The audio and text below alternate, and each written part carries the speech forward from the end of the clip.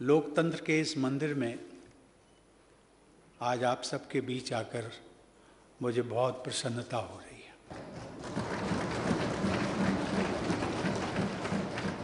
यह मेरा सौभाग्य है कि राष्ट्रपति का कार्यभार ग्रहण करने के बाद मुझे बापू की जन्मभूमि गुजरात की इस पावन धरती पर आने के लिए अनेक अवसर प्राप्त हुए। यह एक महत्वपूर्ण संयोग है कि गुजरात की विधानसभा का यह समारोह तब आयोजित हो रहा है जब हमारा देश आज़ादी का अमृत महोत्सव मना रहा है। आज़ादी और उसके अमृत महोत्सव के संदर्भ में गुजरात से अधिक उपयुक्त कोई और स्थान नहीं है। स्वतंत्र भारत की कल्पना करने वाले लोगों में गुजरात क्षेत्र के निवासी अग्रणी थे। 19वीं सदी के अंतिम दशकों में भारतीयों के अधिकारों के लिए दादा भाई नौरोजी और फिरोज शाह मेहता जैसी विभूतियों ने आवाज़ उठाई थी। उस संघर्ष को गुजरात के लोगों द्वारा निरंतर मजबूत बनाया गया और अंततः वो लड़ाई महात्मा गांधी जैसे युग प्रवर्तक के मार्गदर्शन में भारत की स्वतंत्रता के रूप में फलीभूत हुई। महात्मा गांधी ने न सिर्फ भारत के स्वतंत्रता संग्राम को विलक्षण नेतृत्व प्रदान किया, अपितु संपूर्ण विश्व को एक नई राह, एक नूतन सोच और एक नवीन दर्शन का उद्बोध कराया।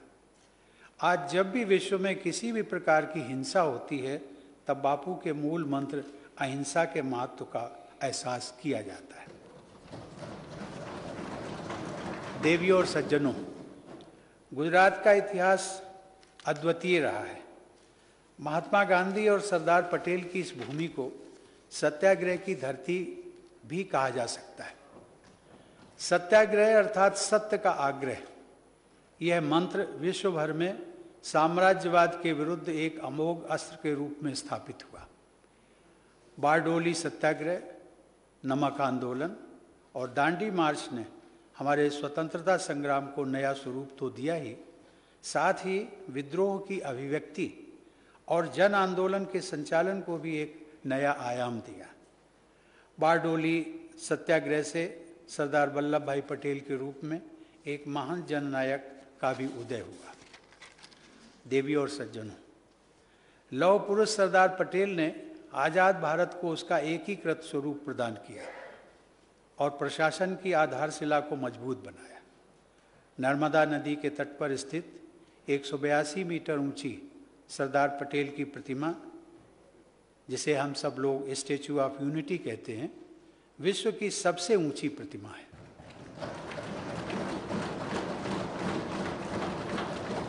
परंतु देशवासियों के हृदय में सरदार पटेल का कद उससे भी ऊंचा है। उनकी वह प्रतिमा भारत के उस महान सपूत की स्मृति में कृतज्ञ राष्ट्र की तरफ से एक छोटी सी भेंट है। राजनीति के साथ साथ सांस्कृतिक, सामाजिक एवं आर्थिक क्षेत्रों में भी गुजरात ने अहम भूमिका निभाई है। नरसिंह मेहता की भक्ति से सिंचित इस धरती पर अध्यात्म का प्रचुर प्रभाव रहा है। उनका भजन वैष्णव जनते तेने कहिए जो पीड़ पराई जाने रे, भारत के स्वतंत्रता संग्राम का भी गीत बन गया था। इस भजन ने भारतीय संस्कृति के मानवतावाद को प्रसारित किया। पूरी मानवता के प्रति समदृष्टि के परिवेश में गुजरात में पली बढ़ी हंसाबेन मेहता ने संयुक्त राष्ट्र संघ के universal declaration of human rights के प्रावधानों में महिलाओं को पुरुषों के समकक्ष स्थान दिलाने का ऐतिहासिक कार्य किया। वे उन 15 महिलाओं में से थी जिन्होंने संविधान सभा के सक्रिय सदस्यों के रूप में भारतीय संविधान के निर्माण में अपना अमूल्य योगदान दिया। देवियों और सज्जनों, गुजरात के लोगों की उदारता भारतीय संस्कृति की एक प्रमुख विशेषता रही है। प्राचीन काल से इस क्षेत्र में सभी पंथों और समुदायों के लोग बंधुता के साथ आगे बढ़ते रहे। पालीताना और गिरनार के जैन मंदिरों से लेकर बड़नगर के बौद्ध विहार तक तथा सोमनाथ के मंदिर से लेकर उड़वाड़ा के पारसी अग्नि मंदिर तक हमें गुजरात की विविधता में एकता के दर्शन कराते हैं। चाहे सदियों पहले सोमनाथ पर हुए अनेक आक्रमण हों या 20वीं सदी में भुज भूकंप जैसी प्राकृतिक आपदा, संघर्षों के बीच विकसित यह धरती सदैव पहले से भी अधिक शक्तिशाली और दृढ़ होकर उभरती रही है। आधुनिक युग में भी विज्ञान के क्षेत्र में गुजरात का उल्लेखनीय योगदान रहा है। जहां होमी जहांगीर भाभा भारतीय परमाणु कार्यक्रम के जनक माने जाते हैं, वहीं अहमदाबाद में स्थित फिजिकल रिसर्च लैबोरेटरी के संस्थापक डॉक्टर विक्रम साराभाई भारतीय विज्ञान, विशेषकर भारत के स्पेस रिसर्च के मार्गदर्शक के रूप में सम्मानित हैं। सन 1960 में अपना अलग अस्तित्व बनाने के बाद आप सबका यह प्रदेश विकास के पथ पर इंटरप्राइज और इनोवेशन के जरिए अग्रणी रहा है। इस राज्य की सतत आर्थिक प्रगति के लिए मैं सभी पूर्व मंत्रियों, पूर्व मुख्यमंत्रियों और उनकी सरकारों के योगदान की सराहना करता हूँ। गुजरात की विकास यात्रा को आगे बढ़ाने के लिए मैं मुख्यमंत्री श्री भूपेंद्र भाई पटेल और उनकी पूरी टीम को भी साधुवाद देता हूँ। गुजरात की धरती पर आरंभ हुए व्हाइट रेवोल्यूशन द्वारा पोषण के क्षेत्र में क्रांतिकारी परिवर्तन आया। दूध के कुल उत्पादन और उपभोग की दृष्टि से आज भारत विश्व में प्रथम स्थान रखता है। गुजरात की मिल्क कोऑपरेटिव्स इस सफलता की अग्रदूत रही है। गुजरात में सहकारिता की संस्कृति की सफलता का लाभ पूरे देश में और भी अधिक प्रसारित हो, इस दृष्टि से केंद्र सरकार में सहकारिता मंत्रालय का गठन किया गया है और मुझे खुशी है कि उसकी जिम्मेदारी भी आपके गुजरात के ही श्री अमित भाई शाह को दी गई है। देवियों और सज्जनों, जब गुजरात की एक नए राज्य के रूप में स्थापना की गई, उसके बाद इस विधानसभा ने राज्य के समग्र विकास के लिए अनेक कदम उठाए। गुजरात पंचायत विधेयक 1961 और गुजरात अनिवार्य प्राथमिक शिक्षा अधिनियम 1961 द्वारा लोकल सेल्फ गवर्नमेंट और शिक्षा के क्षेत्र में प्रगतिशील व्यवस्था स्थापित की गई। बाद में गांधी जी के विचारों के अनुरूप पंचायती राज प्रणाली को एक संविधान संशोधन के जरिए पूरे देश में कार्यान्वित किया गया। राज्य के आरंभिक दौर में गुजरात के मुख्यमंत्री रहे श्री बलवंत राय मेहता जी को डायरेक्ट डेमोक्रेसी तथा पंचायती राज व्यवस्था के निर्माताओं में से गिना जाता है। गुजरात के इंफ्रास्ट्रक्चर की पूरी देश में सराहना होती है। यह उल्लेखनीय है कि गुजरात एकमात्र राज्य है जहां विधानसभा द्वारा इंफ्रास्ट्रक्चर में निवेश और विकास को प्रोत्साहन करने के लिए गुजरात इंफ्रास्ट्रक्चर डेवलपमेंट एक्ट 1999 पारित किया गया। भविष्य उन्मुखी कानून बनाने की दिशा में इस विधानसभा द्वारा पारित गुजरात जैविक कृषि विश्वविद्यालय अधिनियम 2017 भी उल्लेखनीय है। पर्यावरण अनुकूल जैविक खेती के प्रसार में अपनी आस्था को कार्य रूप देने वाले गुजरात के राज्यपाल आचार्य देवव्रत जी के मार्गदर्शन में इस अधिनियम के उद्देश्यों को प्राप्त करने में गुजरात सफलता के कीर्तिमान स्थापित करेगा, ऐसा मेरा विश्वास है। गुजरात की बहुआयामी प्रगति के लिए अनेक प्रभावी अधिनियमों को पारित करने के लिए गुजरात की विधानसभा के वर्तमान और भूतपूर्व सभी सदस्य सराहना के हकदार हैं। आज मैं विधानसभा अध्यक्ष डॉक्टर नीमाबेन आचार्य तथा सभी विधायकों को विशेष बधाई देता हूं। डॉक्टर नीमाबेन आचार्य की नियुक्ति से इस राज्य को पहली महिला स्पीकर प्राप्त हुई है। इस उपलब्धि के लिए भी मेरी आप सभी को हार्दिक शुभकामनाएं। देवियों और सज्जनों, लगभग 1.5 वर्ष पूर्व 25 नवंबर 2020 को मुझे केवड़िया में सभी राज्यों की विधानसभाओं तथा विधान परिषदों के पीठासीन अधिकारियों की all India presiding officers conference के उद्घाटन का अवसर मिला था। भारत में संसदीय प्रणाली को दिशा देने वाली 2 विभूतियां गुजरात की धरती ने ही प्रदान की हैं। आज़ादी हासिल करने के पहले वर्ष 1925 में केंद्रीय विधानसभा के अध्यक्ष पद पर नियुक्त होने वाले प्रथम भारतीय श्री विट्ठल भाई पटेल गुजरात के ही थे। इस विधानसभा भवन का नामकरण भी विट्ठल भाई पटेल की स्मृति में किया जाना सर्वथा तर्क संगत और इतिहास सम्मत है। आज़ादी के बाद लोकसभा के प्रथम अध्यक्ष श्री गणेश वासुदेव मावलंकर का जन्म स्थान और कर्म स्थल भी गुजरात का ही ये क्षेत्र रहा है।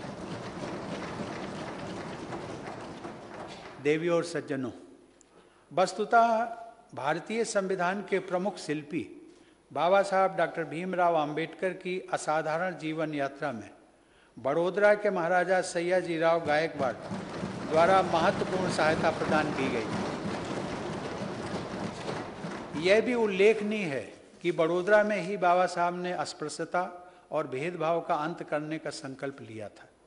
समानता के उस ऐतिहासिक संकल्प को हासिल करना हम सबकी सामूहिक संवैधानिक जिम्मेदारी है। लोकतंत्र में जनप्रतिनिधियों की भूमिका सर्वाधिक महत्वपूर्ण होती है। आप सभी विधायकगण अपने क्षेत्र और प्रदेश की जनता के प्रतिनिधि हैं, लेकिन उससे भी बढ़कर यह महत्वपूर्ण है कि आपके क्षेत्र और प्रदेश की जनता आप सबको अपना भाग्य विधाता मानती है।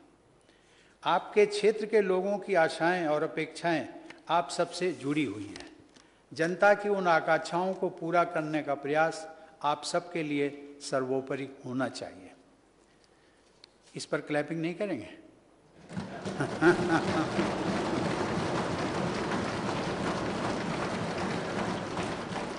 धन्यवाद। देवियों और सज्जनों, पिछले कुछ वर्षों से गुजरात मॉडल ऑफ डेवलपमेंट एक अनुकरणीय उदाहरण के रूप में देखा जा रहा है। विकास का यह मॉडल देश के किसी भी क्षेत्र एवं राज्य में कार्यान्वित किया जा सकता है। साबरमती के संत द्वारा निर्मित साबरमती आश्रम एक नए रूप में अंतर्राष्ट्रीय स्तर पर मिसाल बन रहा है। साबरमती रिवर फ्रंट शहरी परिवर्तन का प्रभावशाली एक उदाहरण है। पर्यावरण को सुरक्षित रखते हुए नगरवासियों और साबरमती के संबंध को नया रूप दिया गया है। नदियों पर स्थित देश के अन्य सभी नगरों के लिए यह अच्छा उदाहरण है। देवियों और सज्जनों, गुजरात के लोगों का देश प्रेम विश्वविख्यात है।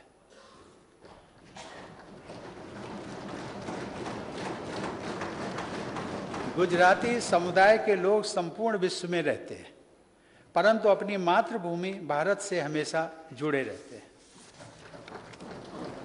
इस संदर्भ में श्री उमाशंकर जोशी ने गुजरात के लोगों की राष्ट्रीयता की भावना को बड़े ही सहज शब्दों में व्यक्त किया। उनकी कुछ पंक्तियों को मैं गुजराती भाषा में पढ़ने का प्रयास कर रहा हूँ।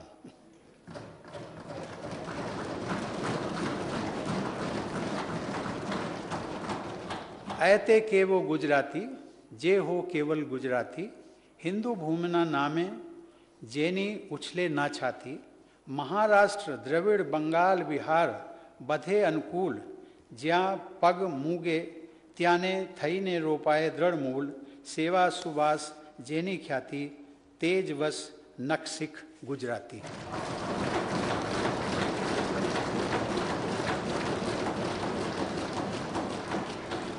देवियों और सज्जनों, गुजरात से मेरा संबंध बहुत पुराना है। 70 के दशक से मेरा यहाँ आना जाना होता रहा है। अपनी प्रत्येक यात्रा में मैंने उस विशेष ऊर्जा का अनुभव किया जो गुजरात के लोगों में देखने को मिलती है। यह मेरा परम सौभाग्य है कि अपनी युवावस्था में मुझे स्वर्गीय मोरारजी देसाई के साथ कार्य करने का अवसर भी प्राप्त हुआ। उन्होंने प्रधानमंत्री के पद को भी सुशोभित किया। मोरारजी भाई के बाद श्री नरेंद्र मोदी भारत के दूसरे प्रधानमंत्री हैं जो गुजरात के मूल निवासी हैं। उनको भी निकटता से जानने और उनके साथ कार्य करने का अवसर मुझे मिलता रहा है। मुख्यमंत्री के रूप में उनकी निष्ठा और कर्मठता के फलस्वरूप अनेक पैमानों पर गुजरात को भारत के अग्रणी राज्यों में गिना जाता है और अब प्रधानमंत्री के रूप में वे भारत को विश्व पटल पर एक नई पहचान दिला रहे हैं।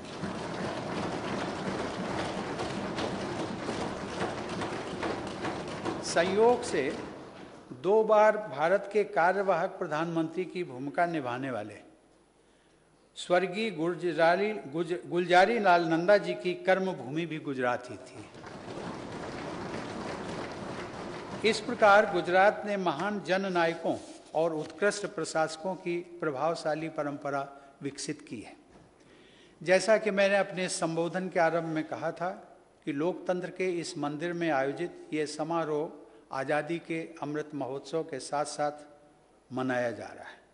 यह हम सब का कर्तव्य है कि स्वतंत्रता सेनानियों को याद करते हुए देश के उज्जवल भविष्य के लिए सार्थक कदम उठाए जाएं, ताकि सन 2047 में जब हमारे देशवासी स्वतंत्रता की शताब्दी मना रहे होंगे, तब उस समय की पीढ़ी को अपने देश पर गर्व का अनुभव हो।